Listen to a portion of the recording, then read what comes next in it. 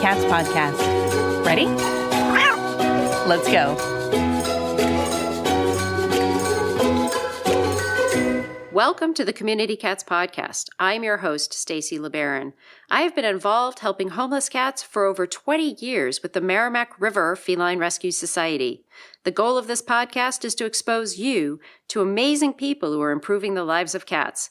I hope these interviews will help you learn how you can turn your passion for cats into action. Today, we are speaking with Jennifer Blough. Jennifer has been involved in animal welfare since she was a child. It began with becoming a vegetarian and participating in protests with her grandmother. As an adult, she worked for several years in animal shelters. She has had a variety of positions, everything from animal care attendant to animal control officer. Her current role as a psychotherapist allows her to help animals by working directly with the people that care for them. She specializes in pet loss and compassion fatigue. She's so passionate about spreading the word about compassion, fatigue, and animal welfare that she wrote a book that has just been released called To Save a Starfish, a Compassion Fatigue Workbook for the Animal Welfare Warrior. She also presents compassion fatigue workshops to animal welfare organizations and veterinary clinics. Jennifer, I'd like to welcome you to the show. Thank you so much, Stacy. I'm really honored to be here. So you have a great, deep background and obviously a very progressive grandmother who really brought you out there early in your age, I would assume, when you were young. Absolutely. My daughter became a vegetarian around the age of 4 or 5, if you can imagine that. Wow. But can you tell me a little bit more detail about how you got started? Absolutely. So it really did begin with Grandma. She opened my eyes to animal welfare. We had learned very early on that you do not go to a pet store to get an animal, you adopt from a shelter.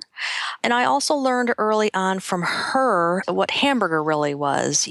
And I loved animals. And so around the age of maybe 10 or 11, I stopped eating meat and really started to begin to research what was going on with factory farming. And, that led to a host of other things, what happens to animals in the circus and what happens to animals in shelters and pet overpopulation. And all these topics really just became a passion of mine.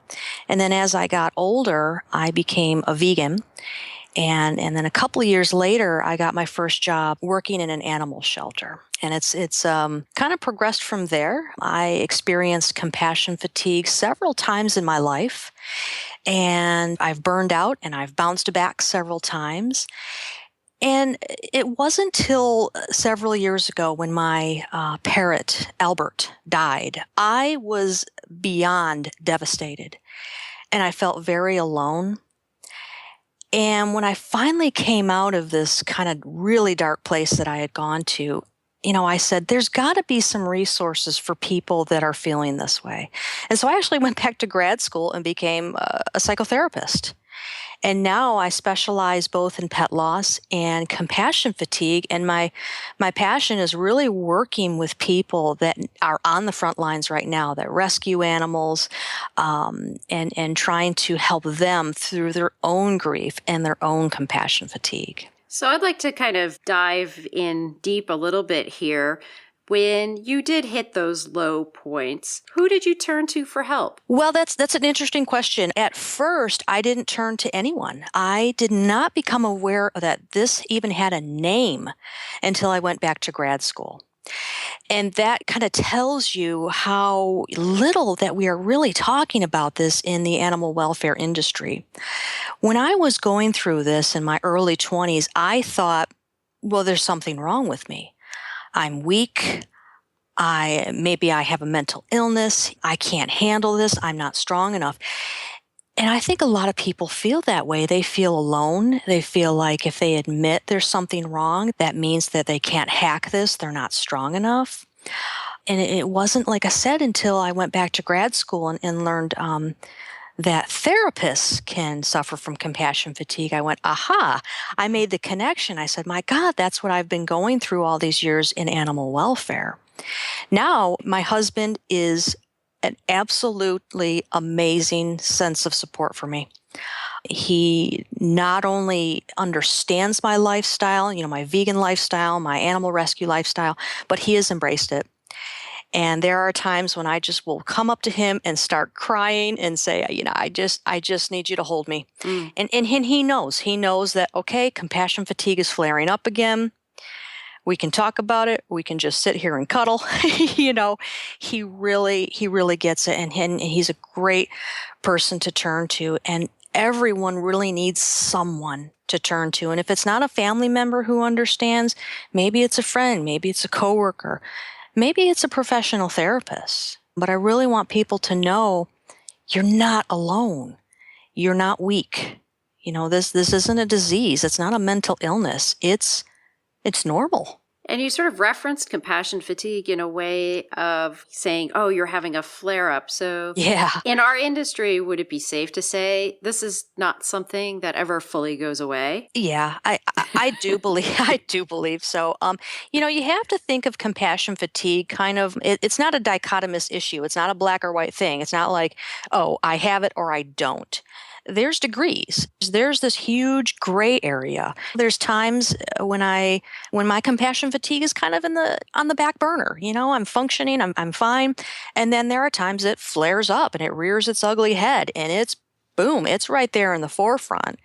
And so as long as I'm involved in this kind of work, no, it doesn't go away. It's really about managing it. The thing is the more you have compassion fatigue, it means you're doing your job really well. It means you really care. But it also can take its toll if you're not handling the elements of self-care that you need to do in order to keep yourself strong. Absolutely. Absolutely. And I think self-care, that's something that we in this industry really struggle with. I think a lot of us, we're drawn to this type of thing because we are what's called other-directed. We are very much focused on the population we serve. So in your case, in your audience case, you're really focused on the cat population.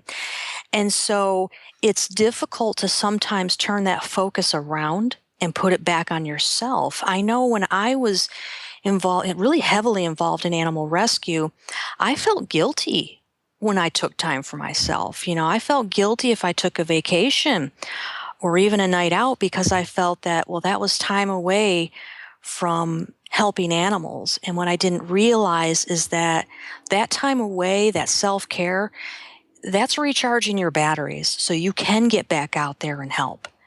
And you have to recharge your batteries. I mean, you wouldn't drive your car on an empty gas tank. It's the same thing. You got to refuel. And also, we become better thinkers when we step away. And I found that when I was way too deep and heavily into the trenches, I definitely wasn't as focused or efficient and as helpful to my coworkers either. I wasn't a good team member. Absolutely. Absolutely. Compassion fatigue, there are a variety of symptoms. Trouble concentrating is definitely one of them. Lack of focus, trouble making decisions. I mean, there's so many different kind of symptoms that people can experience. It's not a one size fits all kind of thing. It's not like depression where there's this set of symptoms and this criteria that you have to meet. It's really just this variety of symptoms, and it can be emotional, physical, spiritual, socially. I mean, compassion fatigue can touch every single area of your life if you don't learn how to manage it. And it can wear itself in different ways. In our pre-interview conversation, I was talking about the worry of, even with the feral cat colonies in New England here, we'll get 2 or 3 feet of snow. And I know when we were managing colonies in the Newburyport waterfront, we'd get a big cold snap with a lot of snow. And I would definitely be extremely worried about the well-being of those cats out on the waterfront. And then you go through the whole, am I doing the right thing? Are we really helping them? Are they okay? Is this the right model to be helping cats? And you start second guessing yourself, even though this is the home that these cats have had. They were, between 10 and 15 years of age at that point in time. But I'm like, they're old, they're getting arthritic. Is the winter going to be okay for them?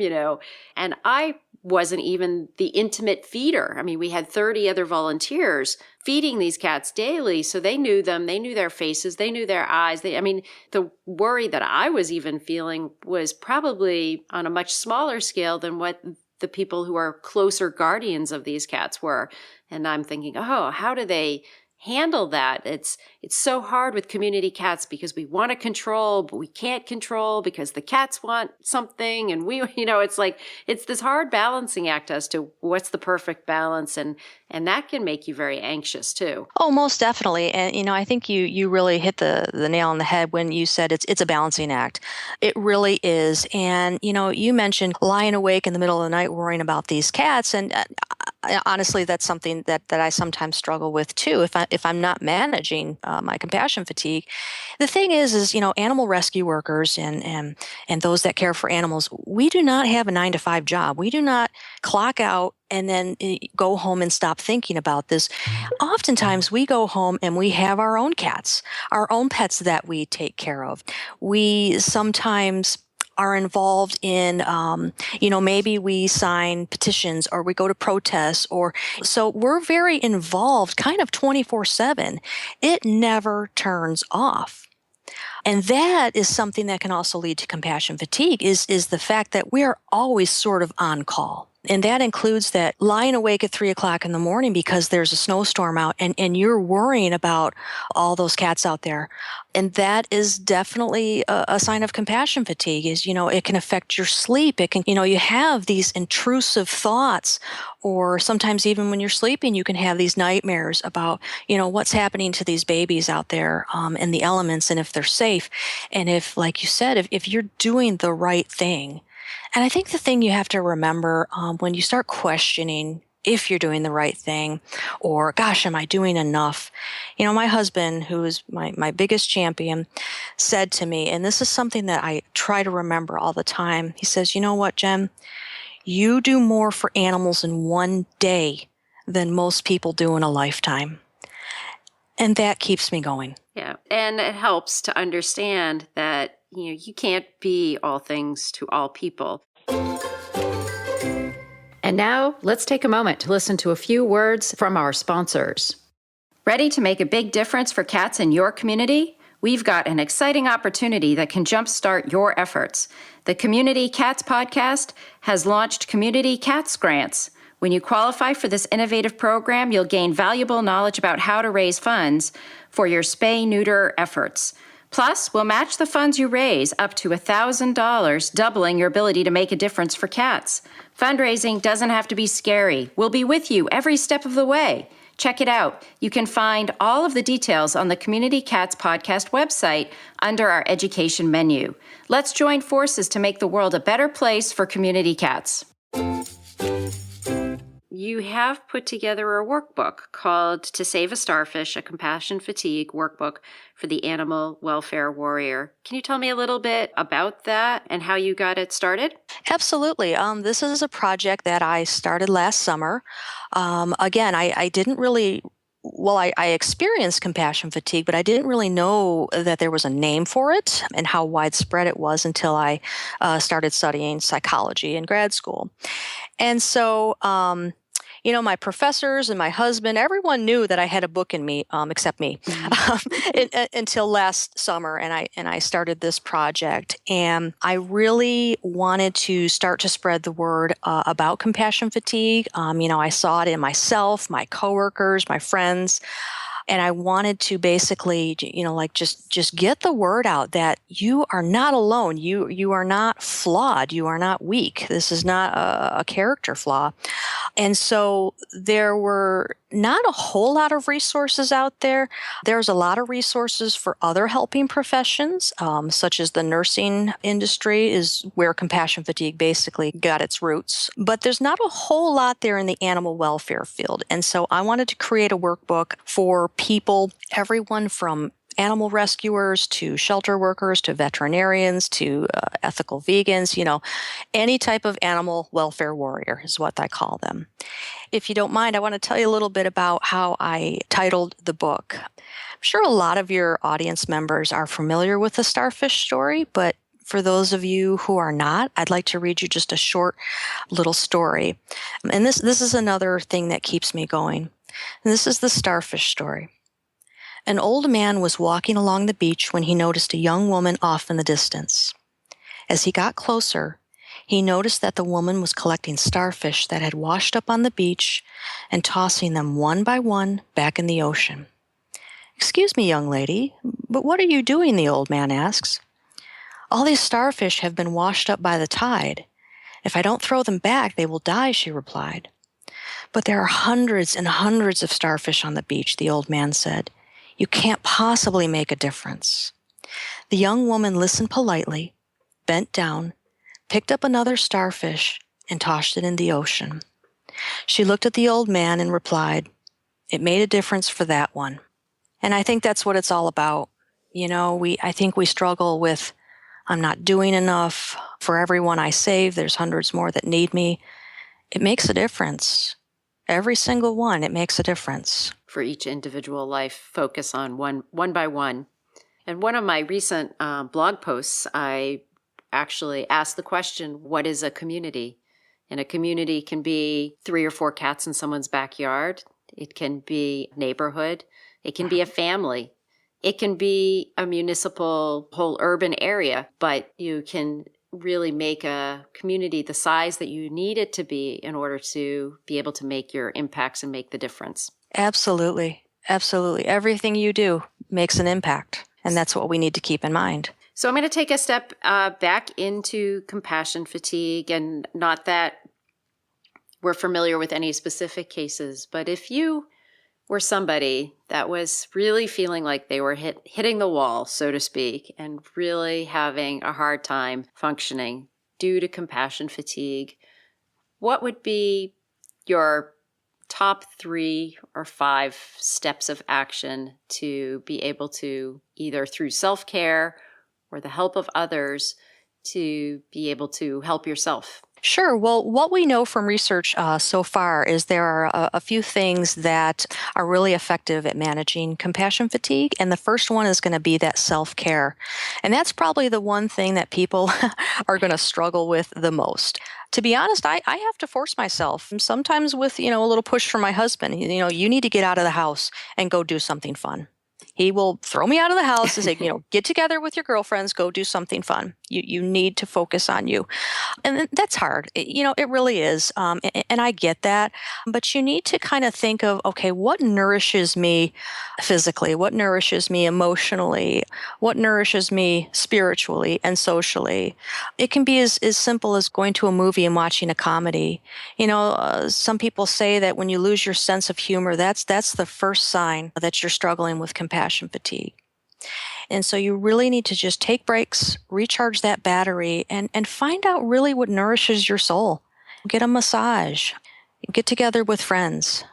And then the second thing is going to be a support system. I mentioned my husband. I also have a couple friends that really get me and allow me to talk about some painful things. Things like euthanasia and some of the things that we see, some abuse and neglect stories that we hear about. Sometimes people don't want to hear about these things, right? Sometimes family and friends, they don't get it. Speaking of community, if you can find a community of people, whether it's coworkers or other volunteers that you can turn to in times of need, and if you don't have anyone or you need more support, I'd really encourage your listeners to seek out professional help. If not dealt with properly, compassion fatigue can turn into clinical depression. And I will say that we need to take this seriously. We have lost in recent years a couple veterinarians due to suicide. Yeah. 1 in 6 veterinarians has contemplated suicide. And animal control officers have the number 1 suicide rate of all the professions, up there with police officers and firefighters. So we've got to start talking about this. If it's gotten that bad where you're thinking of suicide, you need to take action. You need to reach out. There's nothing wrong with you. It's again, I know I've said this before, this is not your fault. This is just, it's a consequence of caring too much. There have been a couple of instances where I've known of folks that have been running nonprofits, grassroots nonprofits, and they have taken their own lives. And it's caused it's just a huge project afterwards. And it's just extremely emotional and unfortunate. And lots of whys are asked out there and all that kind of stuff. It's tough. It's very tough. So the more we can do to help everyone in the field be able to manage the stresses that we deal with is extremely important. Jennifer, if folks are interested in finding you or finding out how to get your workbook, how would they do that? Absolutely. People can reach me at my email, which is jennifer@deepwatermichigan.com. You can check out my website, which is deepwatermichigan.com. And the book is now available on Amazon, including as well as the UK and Europe, amazon.com. And again, my website, deepwatermichigan.com. Great. We'll get those links in the show notes too. And Jennifer, is there anything else you'd want to share with our listeners today? Yeah, I think I've said this before, but again, I just want to reiterate, if you are struggling with this, you're not alone. The best of us, get compassion fatigue. It's something that's just kind of inherent in this field, as in all the helping professionals. And you're not alone. You're not weak. You're not crazy. You're normal. And this, again, it's just a normal consequence. And please reach out. If you think you need help, reach out and get some help. That's great advice. Jennifer, I want to thank you so much for agreeing to be a guest on my show, and I hope you'll agree to be on the show in the future. I would be honored. Thank you so much. Thank you for listening to the Community Cats podcast. I would really appreciate it if you would go to iTunes, leave a review of the show. It will help spread the word to help more community cats.